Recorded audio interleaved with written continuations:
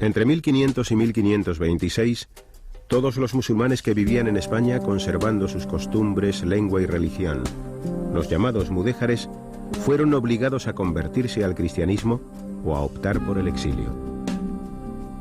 Los que se quedaron recibieron el nombre de moriscos.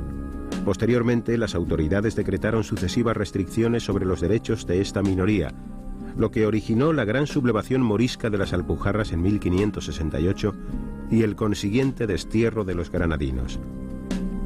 Finalmente, en 1612 se promulga la expulsión general de todos los moriscos del reino.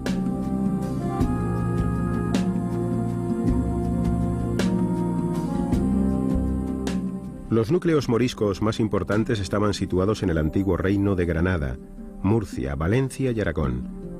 En Castilla estaban bastante repartidos, incrementándose su número con la llegada de los granadinos desterrados. Lo mismo ocurría en Extremadura, con la destacada excepción de Hornachos, población en la que la práctica totalidad de sus pobladores eran moriscos. Tradicionalmente se tenía a Hornachos como típico ejemplo de villa morisca, pero la fama de sus habitantes se acrecentaría con la expulsión general, ya que continuaron manteniendo su proverbial cohesión en el exilio, llegando a fundar la República Independiente de Salé, como más adelante veremos.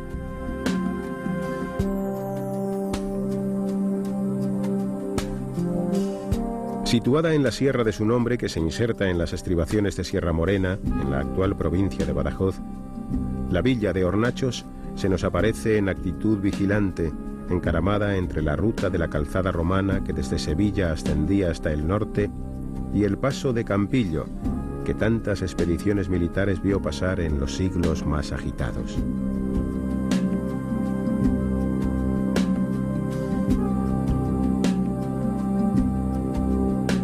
Después de un largo periodo de postración durante la Alta Edad Media, se convirtió en un núcleo próspero, según atestiguan las más antiguas crónicas, tras la ocupación musulmana del siglo VIII.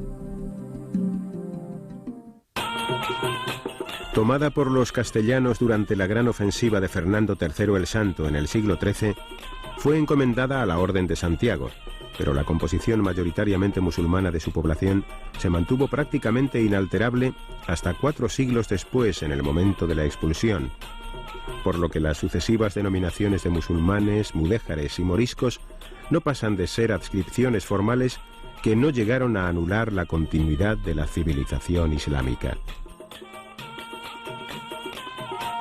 Promulgado por los reyes católicos el edicto de conversión forzosa de 1502, la mayoría de los hornacheros, como los demás mudéjares españoles, aceptaron el bautismo para evitar la salida de su tierra, a la vez que conservaban el secreto propósito de continuar siendo musulmanes. La arquitectura de la iglesia parroquial se nos muestra como un testimonio elocuente de las diferentes fases de la intervención cristiana a partir de la conquista. Situada en la parte alta de la villa, zona de origen musulmán más antiguo, se comienza a construir en el siglo XIII, arrancando tímidamente con su planta románica, y hasta finales del XV no se concluye con la portada gótica. Y en el interior, el artesonado de estilo mudéjar, confeccionado por la sabia mano del moro, que más tarde diría Fray Luis de León.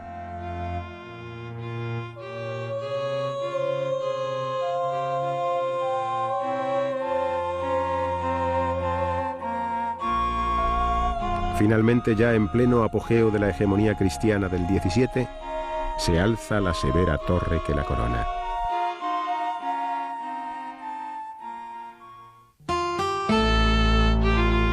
Todos los testimonios sobre la época morisca de Hornachos coinciden en señalar la gran independencia en que vivían sus habitantes.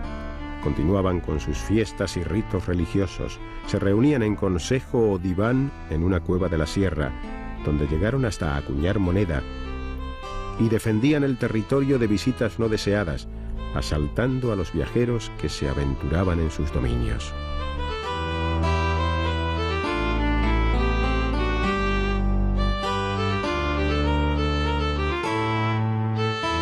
Tras el forzado bautismo, las autoridades alternaron medidas de adoctrinamiento e integración con otras más puramente represivas. En Hornachos nos consta que desde el principio procuraron instalar algunas familias de cristianos viejos, de limpios linajes y buenas costumbres, para que con su ejemplo los moriscos se fueran catequizando. Sin embargo, cuando se dictaron medidas más represivas con relación a sus costumbres, vestido o lengua, su reacción no pudo ser más virulenta. A raíz de un decreto de este tipo, los hornacheros se sublevaron, haciéndose fuertes en el castillo durante varios meses, hasta que fueron reducidos por la fuerza. Como consecuencia de este hecho, el castillo y las casas de los alrededores fueron demolidos.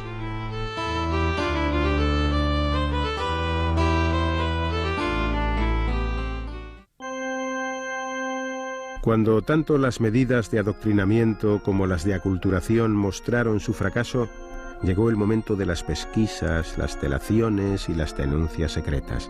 Llegó el momento de la Inquisición. En el marco geográfico de la Extremadura morisca, Hornachos aparece de manera destacada a la cabeza del número de encausados. Pero a pesar de todo, la fama de irreductibles de sus habitantes continuó pujante, y hasta al propio Felipe II llegaron memoriales quejándose de la impunidad con que actuaban.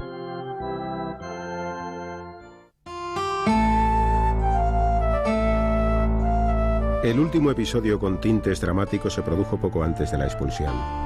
Como consecuencia de las reiteradas denuncias y como prueba de que ya a estas alturas, comienzos del siglo XVII, el problema se consideraba más político que religioso, fue el propio Consejo de Castilla el que envió un comisario con plenos poderes, quien entre otras cosas averiguó que tenían 3 fuentes o desbautizaderos en los que lavaban a los niños recién bautizados a manera de antídoto, que no comían tocino, y también fueron encontrados culpables de la planificación y ejecución de varios asesinatos.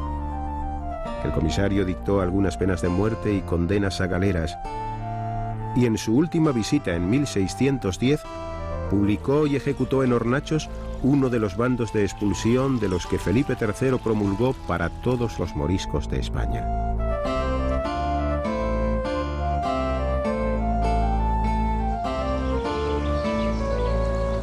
Los moriscos de Hornachos fueron conducidos a Sevilla, donde engrosaron el contingente de los expulsados de Andalucía por este punto.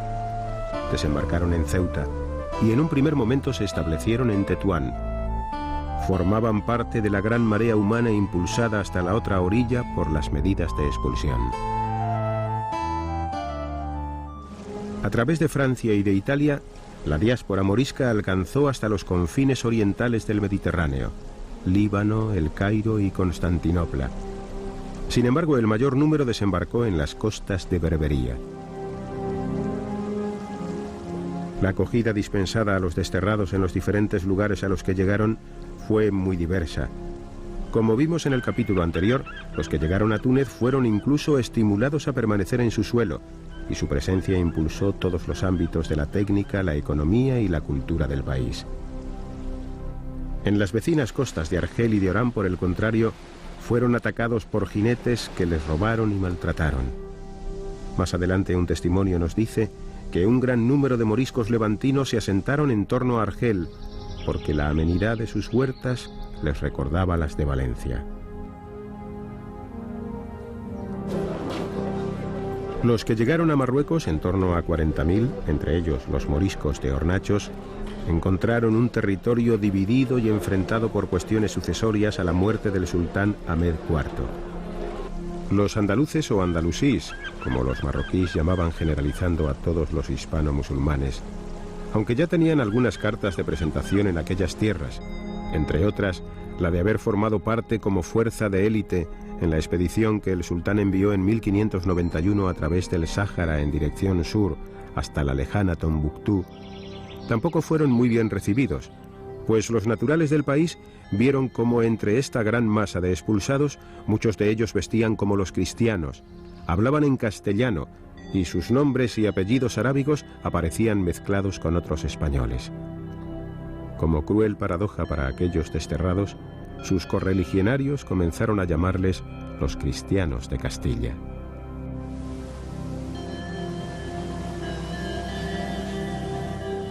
Descontentos con el trato recibido, Los moriscos de Hornachos, quienes seguían manteniendo su proverbial cohesión acrisolada por siglos de autogobierno, se dirigieron a la desembocadura del río Bourg-Regrag, que deja a ambas márgenes las ciudades de Rabat y Salé, ocupando la Alcazaba bajo las órdenes de un caid jerifiano. No tardaría en sumárseles un nutrido grupo de moriscos andaluces.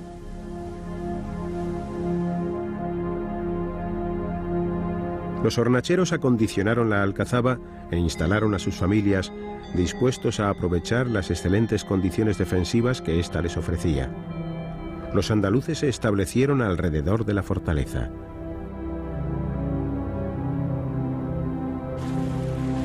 En aquellos momentos, tras la toma de españoles y portugueses de la mayoría de los puertos del litoral marroquí, Rabat Salé era el único que quedaba operativo, y el sultán decidió aprovechar la capacidad bélica y organizativa de los moriscos. Resultaba sorprendente cómo unos hombres de tierra adentro, la mayoría de los cuales no habían navegado nunca, encabezaron una empresa marítima de tal envergadura. Ello fue posible porque supieron rodearse de los técnicos adecuados. Entre los moriscos del litoral andaluz no faltarían los prácticos en tales lides, además de los numerosos europeos, los llamados renegados, que pululaban por los puertos en busca de empresas de fortuna.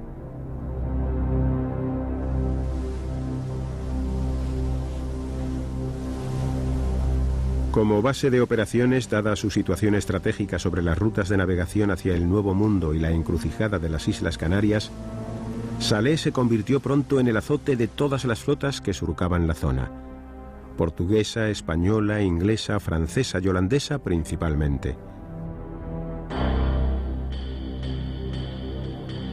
Las naves las construían en las orillas de Salé el Nuevo, la actual Rabat, utilizando la excelente madera de cedro de los bosques cercanos. La tripulación de los bajeles llegaba a menudo a alcanzar los 200 componentes. Eran embarcaciones ligeras, sobre todo bergantines, carabelas y tartanas, dotadas de gran potencia de fuego, llegando a montar hasta 8 cañones por banda. En sus mejores momentos, en el puerto de Salé, atracaban hasta 100 navíos de este tipo.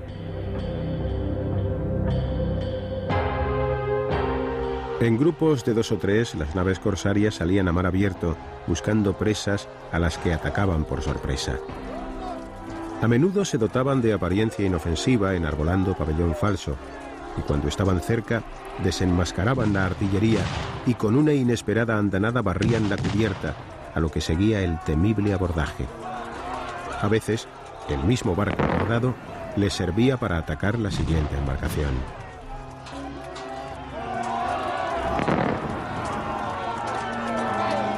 Aunque la mayoría de las operaciones se producían en la intersección de las rutas descritas, el radio de acción de la flota corsaria abarcaba hasta los confines más alejados del mundo conocido, habiendo testimonios de marinos españoles que fueron abordados por piratas que les conminaban a que se rindieran hablando en castellano a los de Salé. Una vez en tierra, se procedía a la subasta de los hombres y el botín en pública almoneda. Los prisioneros que eran prácticos en las cosas del mar, artilleros, pilotos y capitanes, eran reclutados por los armadores para incorporarlos a sus tripulaciones. Los que detectaban que eran de familias pudientes eran confinados hasta conseguir un sustancioso rescate. Los demás eran vendidos como esclavos. Mientras tanto permanecían encerrados en las lóbregas mazmorras subterráneas llamadas matamoros. En el reparto del fruto de las presas, los armadores y capitanes recibían la parte principal, después venían los técnicos y oficiales, y por último el resto de la tripulación recibía una comisión proporcional al botín obtenido. La piratería fue un negocio tan boyante que el valor de lo recaudado por la aduana de Salé durante un año era equivalente al monto total de todos los impuestos del sultanato marroquí. A pesar de que todas las potencias marítimas la padecían, no se ponían de acuerdo en la manera de combatirla, pues la mayoría de ellas, especialmente los Países Bajos e Inglaterra, la utilizaban para debilitar al enemigo principal, el Imperio Español.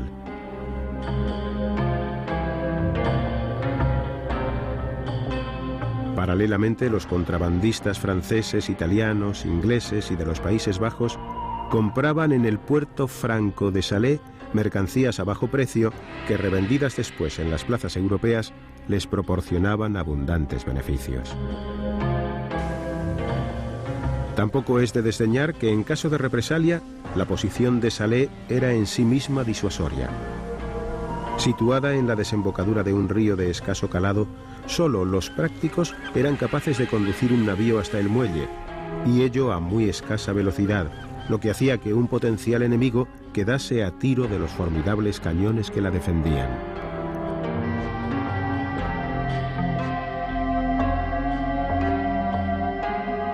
Pero los moriscos de Hornachos y los andaluces no fueron unos simples piratas, sino que comenzaron por reconstruir una ciudad que estaba arruinada desde la época almohade y que ellos levantaron a base de tesón y de pericia, haciendo de la misma un modelo de civilidad, como todavía atestiguan el trazado de la Medina, la solidez de sus muros y casas y la pervivencia de tradiciones artesanales y decorativas de evidente tradición hispana.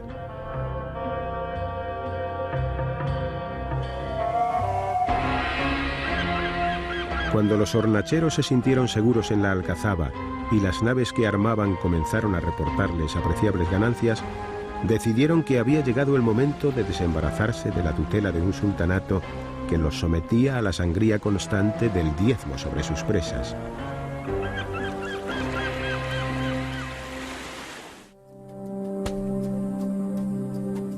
Tras desembarazarse del caid nombrado por el sultán, se proclamaron república independiente, enarbolando pabellón propio. Se organizaron mediante un consejo compuesto por 14 miembros que elegiría a un alcalde anualmente. Como las relaciones entre los de Hornachos y los andaluces no eran precisamente cordiales, estos se sublevaron y solo la amenaza de un peligro exterior hizo que se uniesen de nuevo, aceptándose las proposiciones de los andaluces, que eran fundamentalmente la ampliación y elección paritaria del consejo entre ambas comunidades y de un caid o gobernador andaluz que actuase conjuntamente con el de la fortaleza, y un reparto igualitario de las presas e impuestos de aduanas.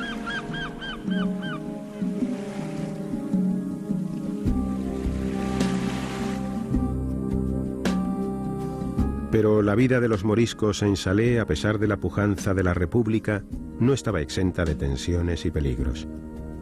Además de la tradicional rivalidad entre hornacheros y andaluces mencionada, en las propias puertas de la ciudadela comenzaba un mundo desconocido y hostil, y un poder político, el sultanato marroquí, que aunque lejano e incipiente, no veía con buenos ojos la absoluta independencia del nuevo enclave.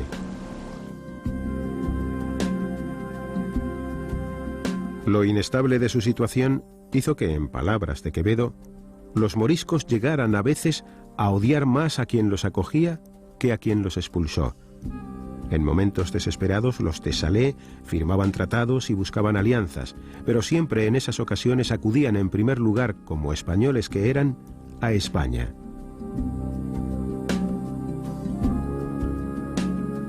Desde los primeros tiempos de su llegada y hasta la pérdida de la independencia en 1666, tenemos noticias periódicas de sus contactos con los españoles. Su contenido en esencia era siempre el mismo: que les dejasen volver, a veces concretando a Hornachos, a cambio de la entrega de la plaza y la alcazaba de Salé a la corona de España.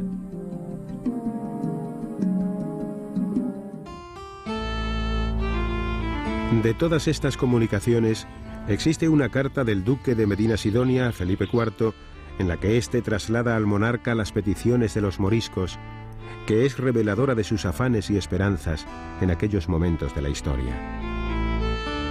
Que su majestad les dé el lugar de Hornachos y que los que hoy viven allí se vayan a otra parte, que ellos tasarán los arreglos que hicieron en su valor justo. Que entre ellos solo vivan curas, clérigos y frailes, que los instruyan en la fe de Cristo, y que los que no la siguieren fueran castigados por la Santa Inquisición, como a los demás vasallos de su majestad, excepto a los que han nacido en Berbería, que no pueden entrarse en la fe tan pronto. Ellos mismos irán en sus bajeles a Sevilla, y cuando todos estén, dejarán dichos barcos para el servicio de su majestad, y después de estar en España, se les hará restituir los hijos que les quitaron cuando la expulsión a los padres, que tuvieran noticias de ellos y otros conocieran, porque muchos tienen correspondencia con ellos y saben dónde están. Entregarán a su majestad la alcazaba de Salé, con bastimentos para 2 años y piezas de artillería muy buenas que les vinieron de Inglaterra. Antes de partir, despacharán la judería, que es muy rica, y las demás haciendas de mercaderes holandeses y franceses, y además llevarán caballos, ganado, ropa y artillería. A cambio de esto y de los bajeles, su majestad les entregará 200 libras de oro. También entregarán a su majestad las cartas y papeles que han tenido con el serenísimo rey de Inglaterra, burgomaestre de Ámsterdam y franceses de Marsella, por ser muy importantes para su majestad, para vengarse de esas naciones a las que aborrecen y tienen por traidoras. Al pie de la carta, el duque de Medina Sidonia añade de su cosecha: los moriscos que residen en dicha alcazaba son de los que salieron de Hornachos y de Andalucía, y tienen más de cristianos que de moros.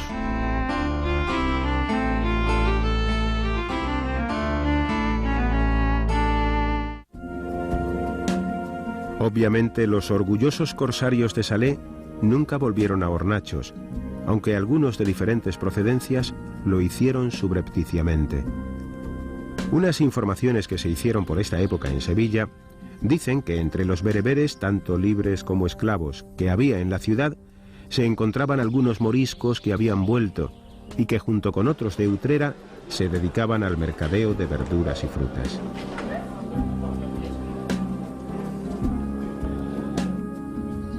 De esta manera se puede explicar que tuvieran comunicación con sus hijos que habían quedado en España y que a la vez alimentasen un mito que todavía hoy sigue vigente en algunas zonas: la leyenda de los tesoros escondidos. Cosa que en aquellas fechas era posible, como en algunos casos ocurrió, que un morisco o un excautivo llegase con un apunte o plano, mediante el que dio con joyas y alhajas que los expulsados habían puesto a buen recaudo, pensando que al fin y al cabo otro de los vaivenes de la historia podría traerles como un reflujo a las playas que les vieron partir.